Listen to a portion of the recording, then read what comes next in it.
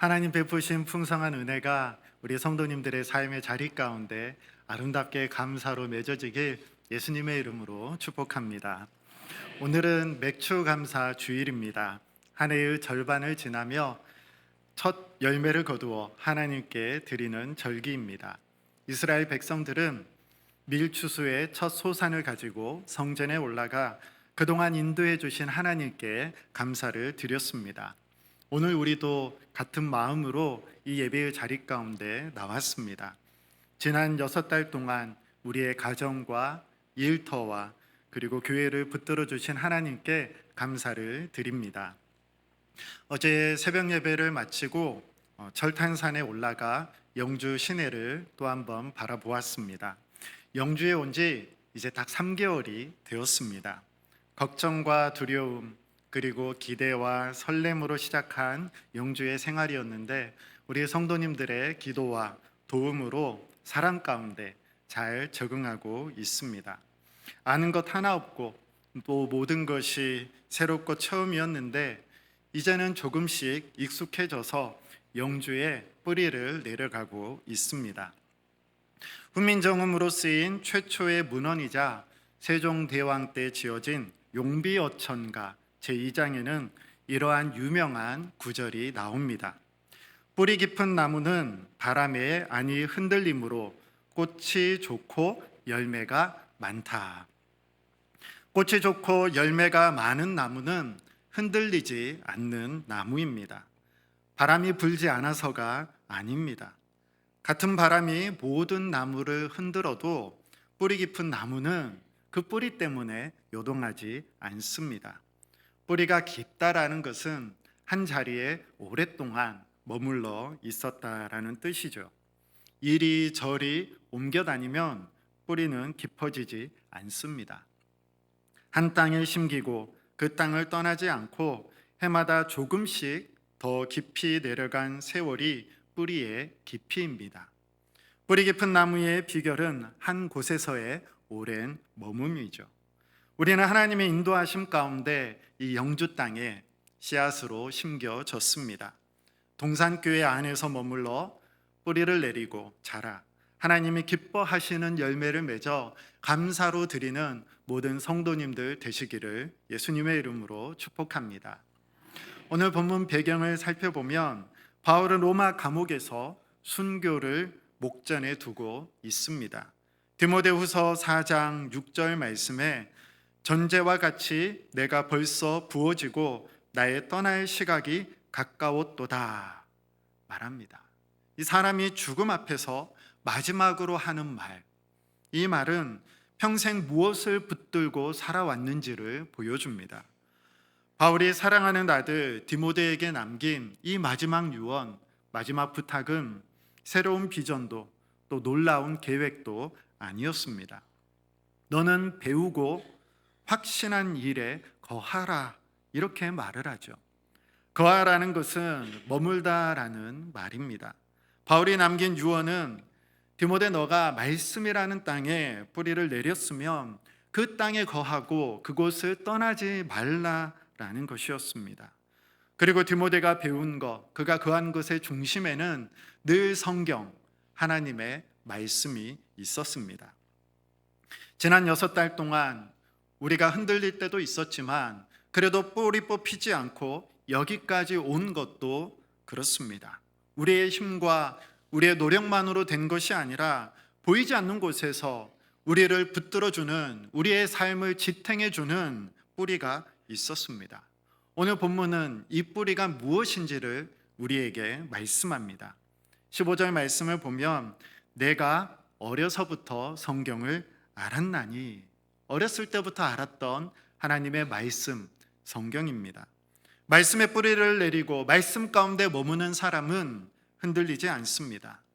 그리고 흔들리지 않는 사람에게 17절 말씀은 모든 선한 일을 행할 능력, 이 열매가 맺히게 됩니다. 씨앗이 심겨지고 뿌리를 내리면 자라고 열매를 맺게 됩니다. 오늘 본문은 씨가 어떻게 우리에게 심겨졌는지, 그리고 그 씨가 살아있는 씨인지, 그리고 무슨 열매를 맺게 되는지 차례로 보여줍니다. 새롭게 시작하는 7월 하반기, 7월의 첫 주입니다.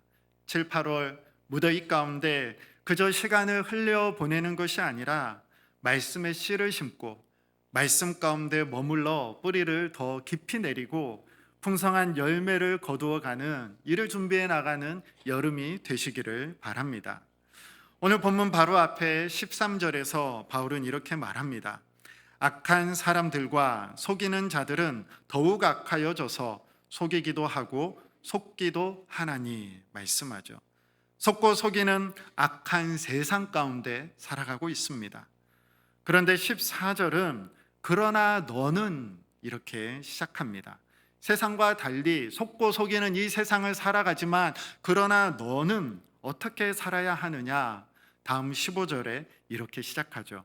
배우고 확신한 일에 거하라. 세상은 우리에게 끊임없이 더 좋은 것을 쫓아 이곳 저곳을 헤매며 옮겨 다니고 기회를 잡으라고 말을 합니다. 새 것으로 갈아타라고, 더 빠르게 더 좋은 것을 좇으라고 말합니다. 그러나 뿌리 깊은 나무를 생각해 보십시오. 나무는 옮겨 심을 때마다 뿌리를 다칩니다. 이 땅 저 땅으로 자주 옮겨 심는 나무는 결코 깊어질 수 없습니다. 뿌리 깊은 나무의 비결은 그 자리를 떠나지 않는 것입니다. 거하라라는 명령이 바로 이것입니다. 말씀이라는 땅에 뿌리를 내렸으면 다른 것을 찾아 떠돌아다니지 말고 그 말씀 안에 계속 머물러 더 깊이 내려가라는 것입니다. 이어서 내가 누구에게서 배운 것을 알며 이렇게 말하죠. 디모데는 자신에게 심겨진 이 말씀이 어디에서 왔는지를 알았습니다. 디모데를 가르친 건 한 사람이 아니었습니다. 디모데의 영적인 아버지인 바울이 있었죠. 또 그보다 먼저 외할머니 로이스가 있었고 또 어머니 유니게가 있었습니다. 그리고 어려서부터라는 말은 젖먹이 시절부터라는 뜻입니다. 디모데가 아직 말도 배우기 전에 할머니의 무릎에서 또 어머니의 품에서 듣고 배운 성경 이야기가 그의 영혼 가운데 심겨졌습니다. 그때 심긴 말씀은 과거의 추억으로 끝나지 않고 계속 디모데 안에 살아 있었습니다. 심긴 자리에서 떠나지 않았기에 씨앗은 뿌리가 되었습니다. 바울의 권면은 속고 속이는 악한 세상이지만 그래서 믿을 것 하나 없지만 그러나 너는 어려서부터 배워 너의 안에 심겨진 그 말씀에 계속해서 거하라. 그 말씀에 머물러 더 깊어지라 하는 것입니다. 어릴 때 아버지께서 출장을 나갔다 오시면 한 번씩 성경 이야기 테이프를 사 오셨습니다. 그리고 이 테이프를 자주 들려주셨는데요. 어머니께서는 잠자기 전에 꼭 이 테이프를 저희 삼형제에게 틀어주셨습니다. 그래서 잘 때마다 그 테이프 성경 이야기를 듣고 또 그 테이프에서 나오는 성경 노래를 들으며 잠자리에 들었습니다. 그래서 거기에서 흘러나왔던 그 노래를 40년이 지난 지금도 잊지 않고 그 노래와 가사, 곡조가 다 그대로 제 안에 남아 있습니다. 한번 그 노래를 한번 불러보도록 하겠습니다. 저 거친 홍해를 향해 힘차게 나가자. 하나님 기적으로 바다가 갈라졌다. 우리의 앞길을 누가 막으랴. 힘차게 가자. 모세의 뒤를 따라 가나안으로 야! 이렇게 끝났어. 아유, 박수 받으려고 하는 건 아닌데 정말 신기한 게 그때 들었던 이야기 그리고 노래 그리고 그 장면 그 순간이 복제가 된 것처럼 저에게 그대로 남아 있습니다. 그래서 어디에서든지 어떤 순간에서든지 제 영혼에 새겨진 씨앗처럼 되어서 홍해를 만나더라도 하나님을 믿고 나간다라는 그 소절이 지금도 제 인생에 홍해 같은 앞에 설 때마다 저를 붙들어주는 그러한 말씀이, 그러한 노래가 되었습니다. 우리 성도님들을 성경으로 하나님의 말씀으로 이끈 사람은 누구였습니까? 새벽에 기도하시던 어머니, 어린 시절 요절을 외우게 하던 교회학교 선생님, 또 사랑으로 품어주셨던 권사님, 또 복음을 전해준 또 주변의 믿음의 사람들, 그리고 믿음의 어른들, 이런 분들을 통해서 말씀의 씨앗이 우리 안에 심겨졌습니다. 말씀으로 인도해 주는 사람들을 내 인생에 하나님께서 보내주신 것이 바로 복이지요. 그리고 우리는 씨앗을 받기만 하는 사람이 아닙니다. 받은 씨앗을 또 다른 사람들에게 뿌리는 자로 부름을 받았습니다. 로이스는 늙은 할머니였습니다. 그러나 그녀가 젖먹이 손자에게 심은 말씀의 씨앗이 자라 초대교회의 기둥 같은 목회자 디모데가 되었습니다. 씨앗을 뿌리기에 결코 늦은 나이는 없습니다. 여러분의 자녀들에게, 또 손주들에게, 또 이웃들에게, 그리고 이 영주 땅에 여러분이 심는 말씀의 씨앗이 하나님께서 자라게 하시고 열매를 맺게 하실 것입니다. 정원에 예쁜 돌들이 많이 있습니다. 이 돌이 예쁘니까 이 돌 참 예쁜데 더 갖고 싶다, 더 많았으면 좋겠다, 이러한 생각에 돌에 물을 주고 하루 주고 돌에 물을 이틀 주고 한 달을 주고 또 햇볕도 쬐게 해주고 또 정성을 다하고 사랑으로 돌보면 몇 달 후에 돌이 어떻게 될까요? 돌이 새끼를 쳐서 또 하나의 돌이 나오나요? 몇 달이 지나도, 아니 몇 년이 지나도 돌 그대로입니다. 돌 안에는 생명이 없기 때문입니다. 몇 달 전에 아내가 이 사택 텃밭에 토마토 모종을 심었습니다. 물을 주고 거름을 주었는데 어느새 줄기가 뻗고 노란 꽃이 피더니 이 열매가 주렁주렁 달렸습니다. 그 안에 생명이 있기 때문이죠. 제가 따가지고 사진을 찍어 봤습니다. 이 방울토마토 또 달고 맛있더라고요.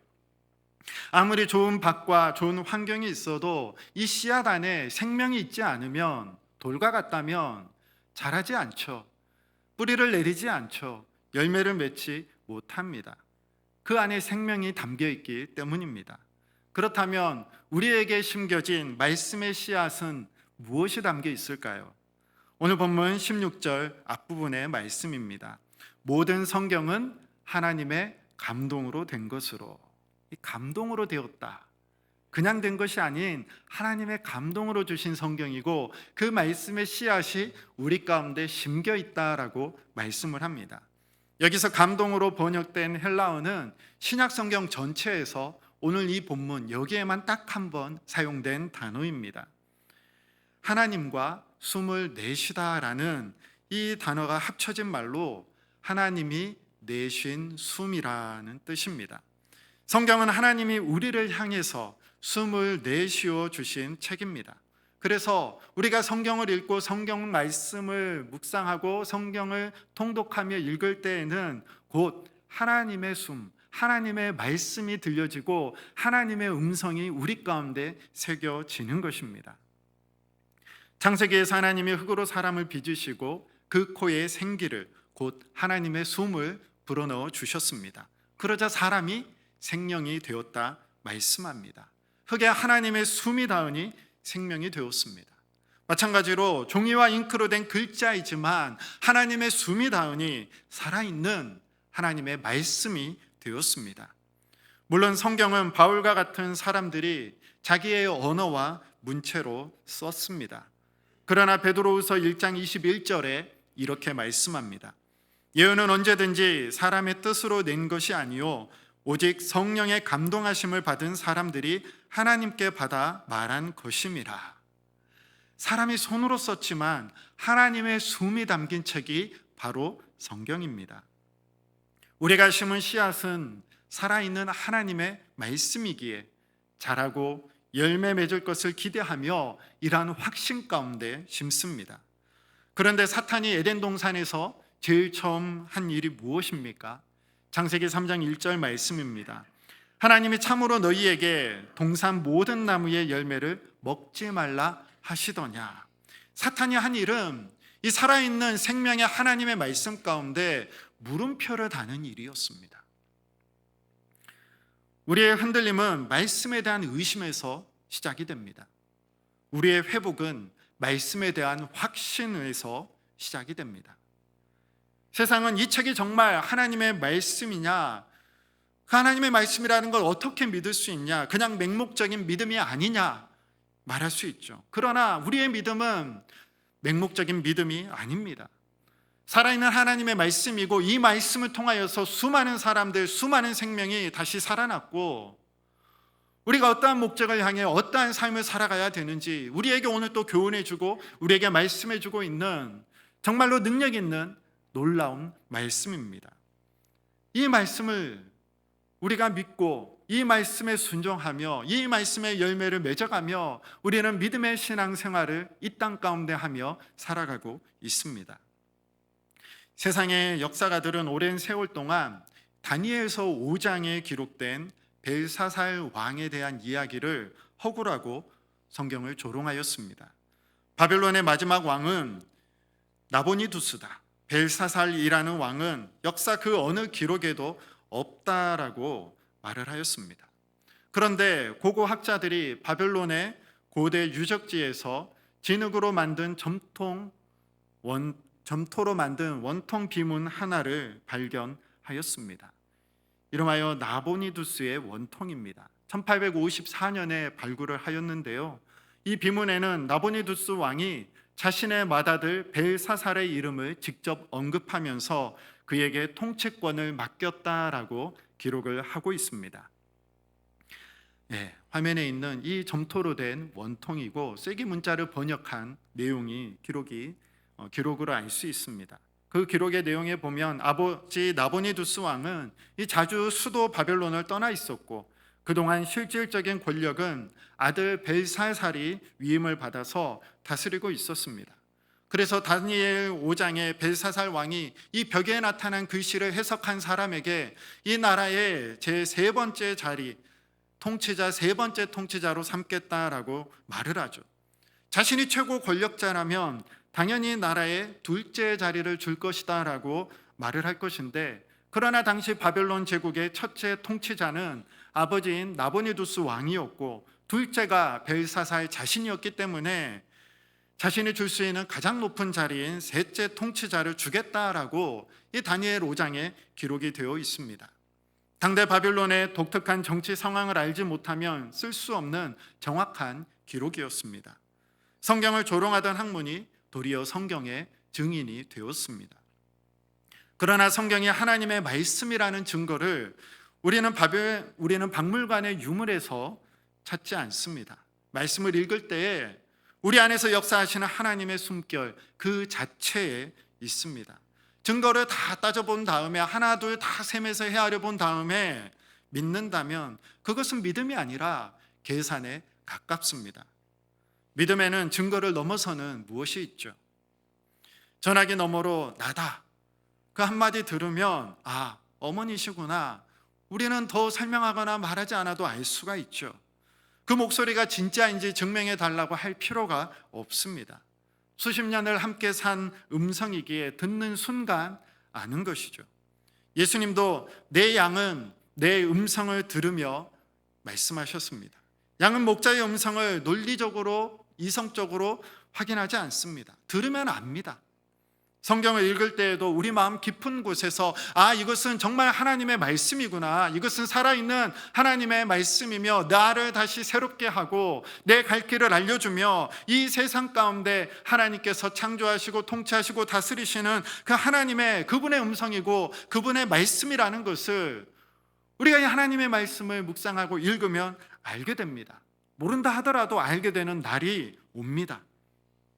나의 기분 좋은 날에만 진리이고 내 마음이 어두운 날에는 의심스러워지는 책이라면 거기에 우리의 인생을 걸 수 없습니다. 그러나 말씀은 하나님의 살아계신 그 숨결에서 옵니다. 내가 곤고한 날에도 눈물로 얼룩진 날에도 이 책은 변함없이 살아있는 하나님의 말씀입니다. 그래서 우리는 이 하나님의 말씀, 이 성경에 우리의 인생을 거는 것이죠. 우리가 순종하며 이 말씀을 지키며 따라 살아가는 것이죠. 그래서 성경을 하나님의 말씀으로 신뢰하는 사람 안에서 이 말씀의 씨앗은 열매로 자라나기 시작합니다. 씨앗이 심겼고 그 심긴 씨앗은 살아 있습니다. 이제는 그 씨앗이 맺는 열매를 살펴보겠습니다. 씨앗을 심는 목적이 무엇인가요? 방울토마토를 얻는 것처럼 열매를 얻기 위해서 씨앗을 심습니다. 하나님이 숨을 불어넣으신 말씀이 우리 안에 심겨져 뿌리를 내리고 자라게 될 때에 어떤 열매를 맺게 될까요? 오늘 말씀은 네 가지를 말해줍니다. 16절 말씀입니다. 모든 성경은 하나님의 감동으로 된 것으로 교훈과 책망과 바르게 함과 의로 교육하기에 유익하니. 이 말씀은 우리를 교훈하고 책망하고 바르게 하고 의로 교육한다 말합니다. 교훈은 무엇이 옳은지를 알려주고, 책망은 무엇이 그른지를 알려주고, 바르게 함은 그릇된 길로 갔을 때에 바른 길로 돌아오게 하고, 의로 교육함은 어떻게 계속해서 바르게 살아가는지 훈련을 시킵니다. 완벽한 순환이죠. 옳은 길을 보여주고, 벗어나면은 알려주고, 돌아올 길을 제시해주고, 그 바른 길에 계속 머물도록 붙들어줍니다. 내가 어떻게 살아야 하는지, 내 죄를 어떻게 해야 하는지, 내 인생을 살아갈 힘이 어디에서 오는지, 우리 삶에 필요한 모든 것이 하나님의 말씀 성경 안에 있습니다. 특별히 세 번째 바르게 함이라는 말은 무너진 건물을 복구하고 재건하는 데 쓰이는 말입니다. 요즘으로 쉽게 말하면 자동차 내비게이션과 같습니다. 길을 잘못 들어섰을 때에 이 내비게이션은 그대로 가게 두지 않죠. 계속해서 경로를 재탐색합니다. 경로를 재탐색합니다 하고서 지금 서 있는 자리에서 목적지로 가도록 계속해서 귀찮게 합니다. 말씀이 그렇습니다. 성경은 무너진 인생을 다시 세우는 책입니다. 죄로 기울어진 인생을 바로잡고 상처로 주저앉은 마음의 기둥을 다시 세우며 잘못 들어선 자리에서 돌아올 길을 알려줍니다. 그리고 의로 교육함은 이 한 아이를 성숙한 사람으로 길러내는 전인적인 훈련을 뜻합니다. 성경은 단순히 우리에게 정보만 주고 끝내는 것이 아니라 하나님의 사람으로 우리를 자라게 하는 책입니다. 이렇게 말씀으로 자라나 열매 맺는 결과를 17절에 이렇게 말합니다. 하나님의 사람으로 온전하게 하며, 온전하게라는 말은 어떤 일이 닥쳐도 부족함이 없이 완전하게 갖추어진 상태, 곧 성숙함을 뜻합니다. 말씀으로 온전해진 사람은 또한 선한 모든 일들을 행할 수 있는 능력을 갖고 그 능력으로 힘있게 이 세상을 살아가는 사람입니다. 에베소서 2장 10절에 이렇게 말씀합니다. 우리는 그가 만드신 바라 그리스도 예수 안에서 선한 일을 위하여 지으심을 받은 자니. 이 말씀은 우리를 구원에서 멈추게 하지 않고 선한 일을 행하며 하나님의 기쁘신 뜻을 이 땅에서 이루어 열매로 드리게 합니다. 하나님이 기다리시는 추수는 이 말씀으로 빚어진 성도들의 온전함과 선한 일을 행하는 삶이죠. 상반기 동안 거둔 열매에 감사하는 이날, 하나님은 하반기에 우리 삶에서 거두신 열매를 바라보고 계십니다. 못 본 채 하지 않고 함께 짐을 지는 수고, 이웃을 향한 친절, 아픈 지체를 돌아보는 손길, 또 다음 세대 자녀를 위한 기도, 또 우리 영주 땅을 향한 섬김, 이 모든 선한 일이 말씀의 씨앗에서 나오는 열매입니다. 그래서 말씀 앞에 선다는 것은 하나님이 나를 책망으로 허무시고 교훈으로 다시 빚으시는 그 손길에 나를 내어 드리는 것입니다. 그 손길에 자신을 맡기는 사람마다 하나님께서 말씀으로 온전하게 빚으시고 열매를 맺게 하십니다. 말씀을 정리하겠습니다. 이스라엘 백성들이 드린 곡식보다 하나님께서 더 기뻐하시는 첫 열매가 있습니다. 에베소서 1장 18절 말씀입니다. 그가 그 피조물 중에서 우리로 한 첫 열매가 되게 하시려고 자기의 뜻을 따라 진리의 말씀으로 우리를 낳으셨느니라. 아멘. 하나님은 진리의 말씀으로 우리를 낳으셨다 말하죠. 그리고 우리를 첫 열매로 삼으셨습니다. 오늘 우리가 하나님께 드리는 첫 열매는 봉투에 담긴 감사 예물만이 아닙니다. 말씀으로 태어나고 말씀으로 빚어진 바로 우리 자신이죠.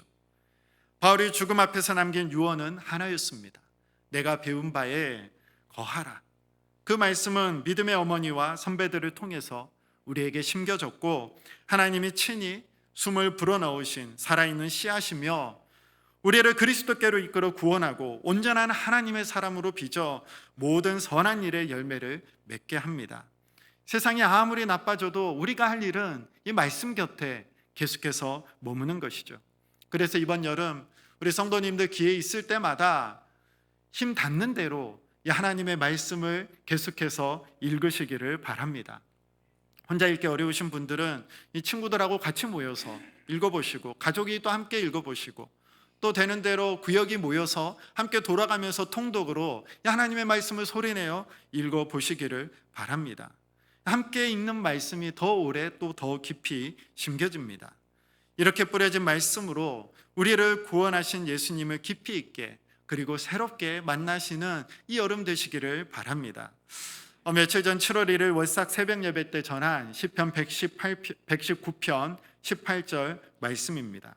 내 눈을 열어서 주의 율법에서 놀라운 것을 보게 하소서.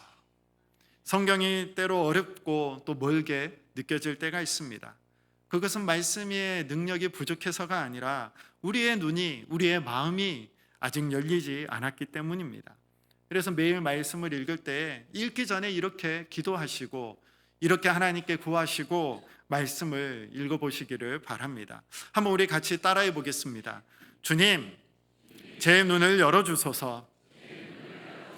우리 한번 더 해볼까요? 주님, 제 눈을 열어주소서. 매일 말씀을 읽고 오늘 나에게 주신 말씀을 가슴에 품고 이 말씀의 씨앗을 뿌리시기를 바랍니다. 그리고 말씀에 순종하며 살아갈 때에 맺게 되는 열매를 가족과 나누고 자녀와 손주들에게 여러 방법으로 함께 그 열매를 나누고 보내시기를 바랍니다. 시편 기자는 이렇게 노래했습니다. 시편 34편 8절에 너희는 여호와의 선하심을 맛보아 알지어다. 그냥 듣고 끝나는 것이 아니라 직접 먹어봐야, 직접 내가 경험해봐야 그 맛을 알 수 있죠. 이 여름 여러분이, 우리 성도님들이 다른 무엇보다 이 말씀의 놀라운 은혜와 말씀의 놀라운 능력을 깊이 있게 맛보아 아는 그 시간이 되기를 원합니다. 다른 사람의 간증 듣고 야, 저런 일이 있다니가 아니라 정말 내 삶 가운데 말씀해 주시는 그 하나님의 말씀을, 그 말씀의 능력을, 그 말씀의 신비를 직접 삶의 자리 가운데 깊이 있게 경험하고 체험하시는 시간 되시기를 바랍니다. 다른 누가 아니라 야, 정말 나에게 하나님께서 이렇게 말씀해 주시는구나. 이 말씀의 씨앗이 내 삶 가운데 이렇게 심겨지는구나. 이 말씀 가운데 깊이 거하고 그 말씀이 뿌리를 내려 이 하반기에도 아름답게 자라고 성장해 열매를 맺어 하나님께 풍성한 감사로 또 많은 사람들과 그 말씀의 은혜의 열매를 나누는 우리 모든 성도님들 되시길 예수님의 이름으로 축복합니다. 기도하겠습니다. 하나님, 속고 속이는 세상 속에서 이리저리 흔들리는 인생이 아니라 변함없는 하나님의 말씀에 믿음의 뿌리를 깊이 내리게 하옵소서. 믿음의 부모와 신앙의 선배들과 친구들을 통해 우리 영혼에 심겨진 말씀의 씨앗을 기억합니다. 성경이 하나님의 숨결이 살아 움직이는 생명의 말씀임을 확신하며 말씀을 온전히 신뢰하고 그 안에 계속 머물러 살아가게 하옵소서. 말씀을 통해 교훈과 책망과 바르게 함과 의로 교육하심을 받아 죄로 기울어진 삶의 모습을 바로잡고 상처로 무너진 영혼의 기둥을 다시 세우게 하옵소서. 우리를 하나님의 사람으로 온전하게 빚으사 이 하반기에 앞으로 이어질 삶의 모든 자리 가운데 선한 일을 행할 능력을 갖춘 성숙한 성도로 자라나게 하옵소서. 말씀에 굳게 서서 세상의 어떤 풍파에도 요동하지 않는 능력의 성도들 다 되게 하여 주옵소서. 예수님의 이름으로 기도드립니다. 아멘.